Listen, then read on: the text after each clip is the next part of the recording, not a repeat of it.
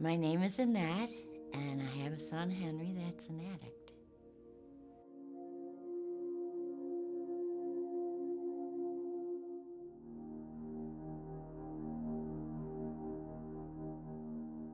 Henry was a sweet little boy.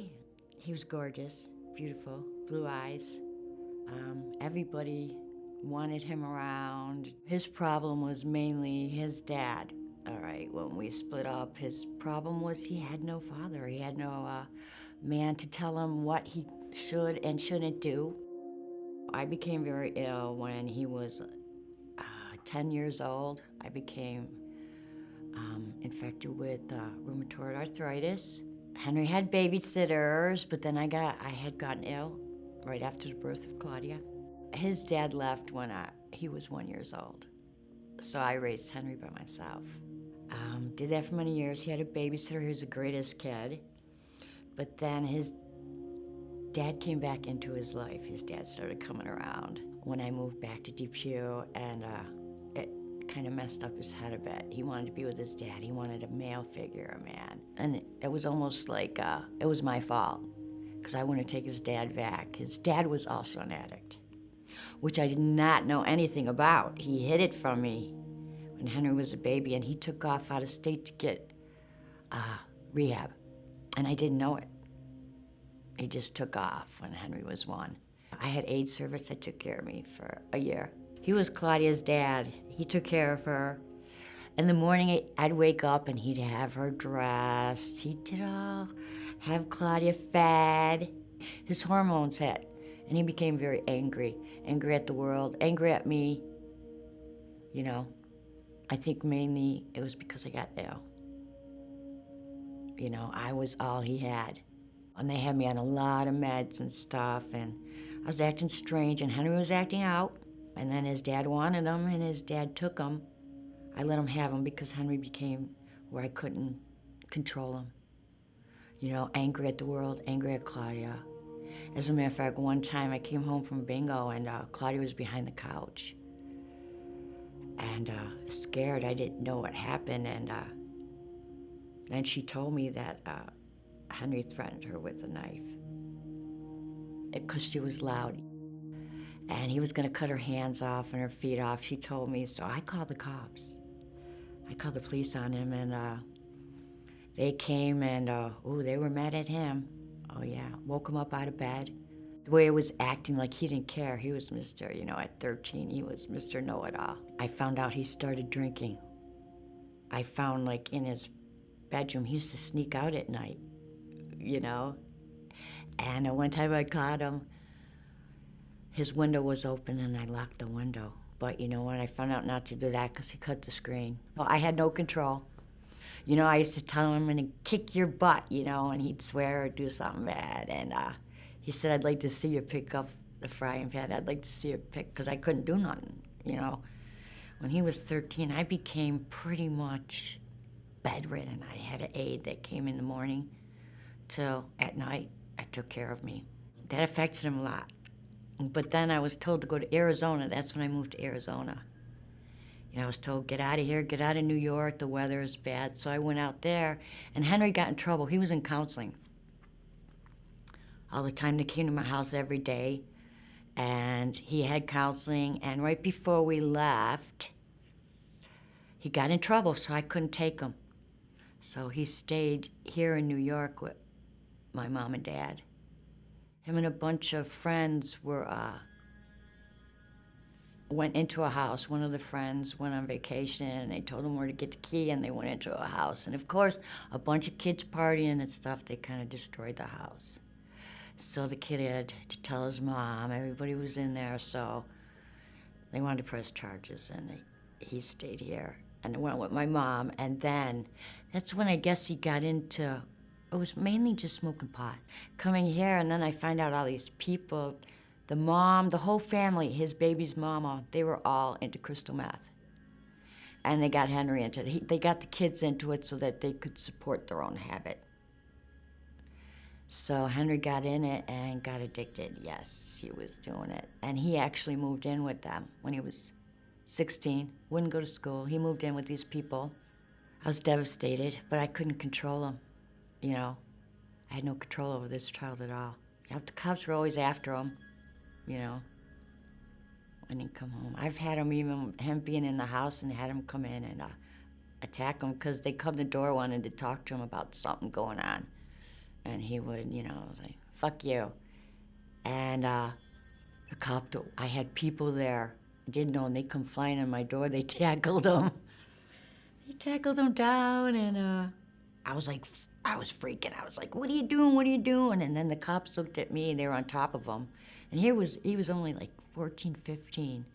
And they really was on top of him, and they didn't like what he had to say. And they're saying, you baby him. That's your problem. That's your problem. It was my fault because I over-babied him. And I was like, look what you're doing. You know, it was ugly. And he would take my car. Oh, that kid, he didn't care about nothing, you know. He was the man. He knew I couldn't do nothing, you know. And that's why I blame myself a lot. I became ill. You know, even when I see him, I'm so sorry, Henry, I got sick, you know. I blame myself because I got ill. I couldn't take care of him. I couldn't raise him the way he needed a man. And I didn't want a man in my life. I was too busy raising kids. I didn't need the extra kid, you know. So I was single, you know. I really didn't want anybody. I was too busy in my career and working and trying to get better. I really didn't even know he was bad, you know. I thought his only problem was marijuana. When he used to come up negative, you know, for UAs that they did regularly on him, because he was in the system when he was 14. He had a half a joint and went to school when he was 13. And that started it all, probation and being in the system and UA, and he didn't care, he liked the stuff. So he was very hyper, and him doing it, you know, when I see now, he smokes marijuana just to relax. So his mind doesn't keep going, you know, because his mind would race. But marijuana helped him to relax. But then he got into that crystal meth, which was a speeder. Actually, the first time I really knew was I caught him. I walked in his bedroom and seen him on a pipe with a friend. He was smoking crack. He asked me if I wanted some. Yeah, he said, "Wow, this is different. You want to try this?" You know, and I was like, "No, what is that?" You know. And then he freaked out. You know, he like freaked out, like would cry and begging me. He was like so down. He was very suicidal, too, with it. You know, his real inner feelings came out, how he felt. He had really had no self-esteem. He walked around like the big man around town, but he had no self-esteem. Like he was a clown, the tears of a clown, you know. He put on a show on the outside, but on the inside he hurt. Then my sister came out, and she got into it too. I found out she was supplying him.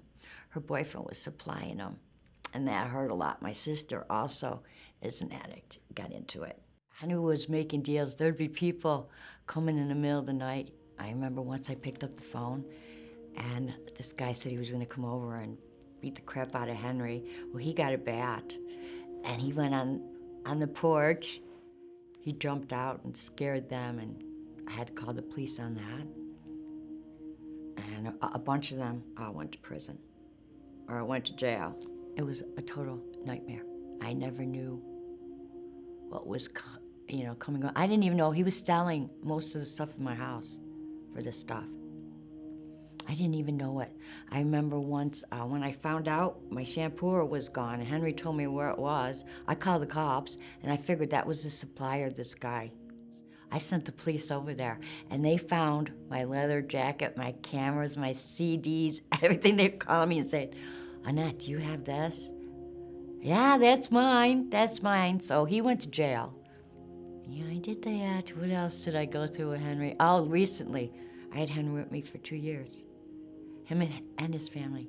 When I went out to Arizona, because I heard he was in trouble, I was living with Claudia, and I went back. I got in my car with just my clothes, went back to New York. So I had my apartment set up, And within weeks, his wife had thrown him and his 2 kids out. I had them living with me in this little apartment. And it was a nightmare, you know. I thought I could help Henry, and but I couldn't. I couldn't. I had him in rehab twice. I got him into rehab because I had to take him to the hospital, you know. When he would withdraw, he tried. He hated the drug. He hated being an addict, you know. He would cry to me, Mom, I hate this, you know. And he'd run in the bathroom. He tried so hard to get off it, and he couldn't. He still can't. I had him in rehab, but then his ex-wife, she always had an out for him, you know. She thought that love and having his baby and the kids was enough to keep him straight. And it wasn't. It was not enough. Henry couldn't. The only thing that worked for him was the Lord. He got into religion and the Bible, and it helped him get strong. But I think that's what it was. To be honest, I don't think he ever stopped. It was his camouflage, you know. But he was into rehab, and it took a long time for him to get into that stuff, you know. Society didn't want to help him unless he was really bad. He would get in these groups, into these programs, and follow all their directions. They tell him this is what you have to do. They give him that Suboxone, which is a fake opiate, you know. But for him to get on that program, he had to be really bad. I mean, he not following like his UAs. He had to follow what they said or they'd throw him out of the program. But if he was good, he was a perfect participant, that they didn't want him. They needed somebody that was in worse shape. So it was hard for him to figure that stuff out, you know. He didn't want to be. He wanted more than anything to be off it, and he wanted to do what they said because he thought that they're going to do this. They're going to get me off this stuff. They're going to get me straight. And actually, it worked against him following everything, and it took him longer and longer, you know. He had to nearly be death. It was sad watching him go through it all. For 2 years, I watched him. You could tell the difference. He was very violent, nasty. I mean, his daughter and his son pretty much hated him. His daughter despised him. She could not understand why it was that the drugs came before her. You know, and then when he was on the drugs, he would be freaky. You know, as a matter of fact, I seen him one time have her in a corner, screaming and yelling at her.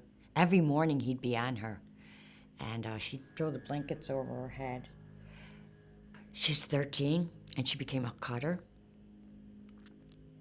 This little girl cut herself up, her whole body. Beautiful, beautiful girl, beautiful. And she would cut herself. And psychologically, she actually went after him a couple times, attacked him for being abusive to me, because he used to take my car, just take it for days. He'd do whatever he wanted. He used to make keys. You know, he'd go to the Walmart, make a bunch of car keys, and I'd say, give me the key. I knew because you could tell on the odometer. He'd give me a key, but he had a whole bunch of them. He was a master at lying. He had lost his license because he OD'd behind the wheel, you know, of a car. Almost killed him.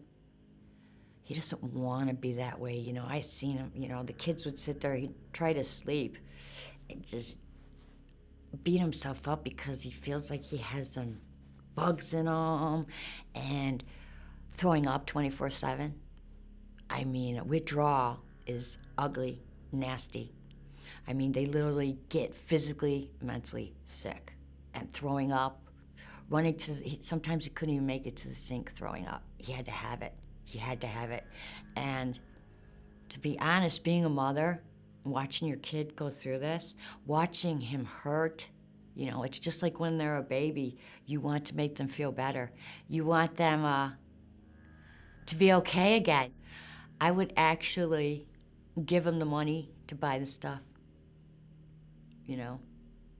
It's hard to admit, but yeah, when he needed, you know, give him the car, go, you know. There was not, yeah, I just wanted him better. He was suffering, you know. suffering.